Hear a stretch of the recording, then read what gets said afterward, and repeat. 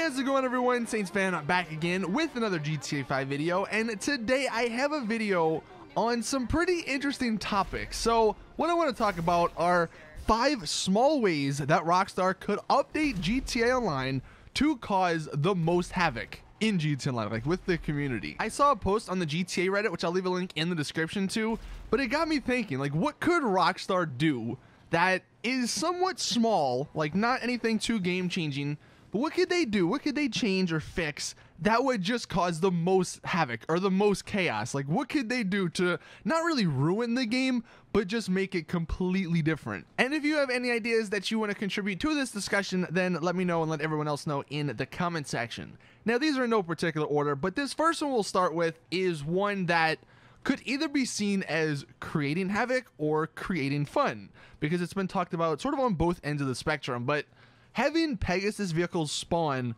like CEO vehicles, and I'm gonna go ahead and say without a timer, because we all know the CEO buzzard, you can actually spawn it right next to you wherever you are on the map pretty much, and you can use it, fly it around, but there is a 5-minute timer before you can call it again. Assuming that this small change would be they allowed you to use Pegasus vehicles or spawn Pegasus vehicles like that, but without a timer, that would be pretty crazy. I mean, on one end, like I said, it would be kind of fun because then you could have access to everything, you know, every Pegasus vehicle that you own wherever you want, and that'd be really cool for things like the monster truck, or if you're out in the ocean, you can call one of your boats or your submarine. You know, there's a lot of cool things like that.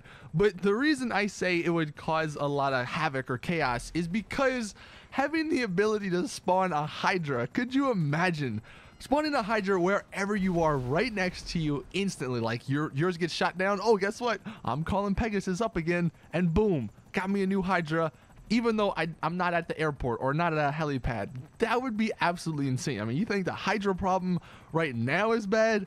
Oh my god, could you imagine the Hydra problem if Pegasus vehicles could spawn like the buzzard in the CEO, could spawn like CEO vehicles? That would be insane. I don't know if I'd actually rather modders be in my lobby than having that many people with the ability to instantly spawn the Hydra. Like, that would just be horrible. So that's the first thing, and I think that's definitely one little small way that Rockstar could totally create chaos.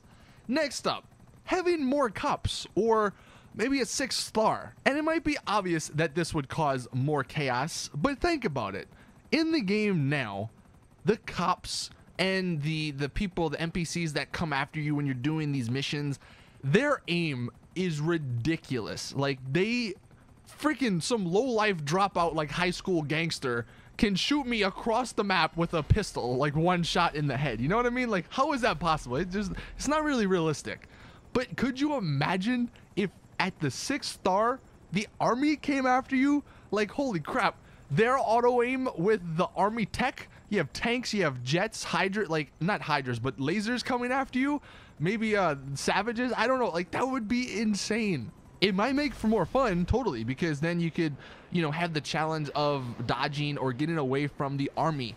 But holy crap, that would be so annoying. And just like in a realistic sense, if the army actually came after you when you were doing illegal stuff, for instance, if you were flying any sort of jet in the air, the army would probably come after you, because while I'm not entirely sure how it works in real life, I'm pretty sure that flying an unregistered like helicopter or plane with like explosive cannons on it is not good. I'm pretty sure there'd be some major people coming after you in real life. So if something like that were to happen, like you instantly go in a Hydra, maybe that actually is the counter to the Hydras. You instantly go up in the Hydra, and then you got the army coming after you, you know? That'd be actually kind of cool. But yeah, totally having a 6th star with more, I don't want to say more cops, because the cops I feel like are already in the game, but including the army in that with tanks, god, I mean, that was really fun back in Vice City. But back in Vice City, when I played the game, tanks and the NPCs didn't have nearly as good of aim as they do now. So that is the second way that I think Rockstar could create chaos if they wanted to change a little thing. Next up, removing levels. This would cause chaos. Maybe not now so much, because I feel like most people in the game are above level 135 and they have access to everything anyway. But from the beginning, you know, if there were no levels in the game, you know, could you imagine what the hell would be happening? Everyone would have access to anything, which would be kind of like real life to an extent, because there's no levels in real life. I mean, yeah, you got to get like licenses or something, but that would be crazy, because then people would have RPGs, they'd have miniguns. I mean, I guess now kind of with the DLC, it's somewhat like that, because you got homing launchers and all that you can get at level 1, but that would be insane, dude, having minigun. Like, instead of battles with pistols back when the game first came out, you would have battles on day 1 with fully automated assault rifles that were kitted out, and it would just be insane. So removing levels, I think, would definitely cause some chaos in GTA Online. Next up, no longer being able to lock your personal vehicles. This would be kind of interesting if this were to happen in online. And if you think about it, it really doesn't make much sense apart just from balancing, I guess, because every other car in the game, you knock the window out and you steal it. So why couldn't we do that theoretically with personal vehicles? Now, maybe with like the armored Kuruma or the Duke of Death, because they have the armor on the windows, maybe you can't steal those. And that would be kind of cool if there were certain vehicles that you couldn't steal, unless you maybe shot the guy out of it or something and you open the door. But if they took away the ability to lock personal vehicles, then I don't even know what most people would do, because then the lower levels would almost not want to buy vehicles, because they could just steal a higher levels vehicle. You know, if they stole, let's say, a Nero Custom that was all kitted out, then they had a free car until someone either stole it from them or it got destroyed or got blown up. Personal vehicles would mean a lot less if this were the case. And it would totally lead to some really awesome confrontations and some really awesome gameplay. Like, don't get me wrong, because then if someone stole your car, instead of just saying, oh, I'm going to an interaction menu to kick you out, you would actually have to go after them. And while it is annoying for people to steal your car, because it does happen with Pegasus vehicles, you can't lock those, it is kind of fun to go after them. And it's an extra element to the gameplay, which definitely is lacking. So that would cause a lot of chaos, just in the sense that there would be more stuff to do, and there would be probably more fights, I guess, between players. And then the last one, this is the one that would just ruin GTA. Like, having Hydra spawn anywhere is horrible. I would hate that.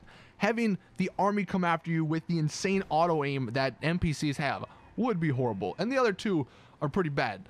But removing car insurance. Could you imagine if car insurance wasn't in the game? There would be no Moore's Mutual. If your car blew up, you'd have to buy a new one.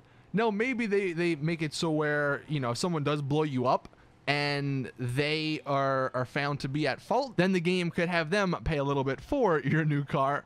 But could you imagine?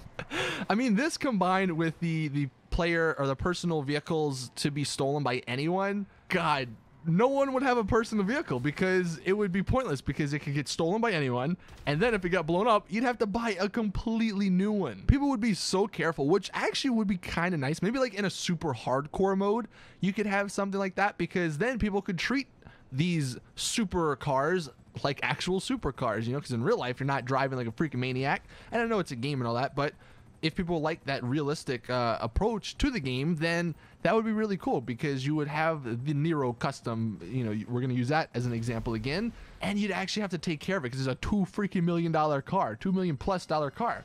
So you'd have to take care of it. You'd have to drive it around carefully. You couldn't just wreck it. I mean, yeah, you could bring it to a shop and you could repair it, but if it did die or blow up, or if you lost it, let's say you're driving like a maniac going down a mountain, and it blows up because it hits something, or it flips into water and you lose it, that's $2 million down the drain.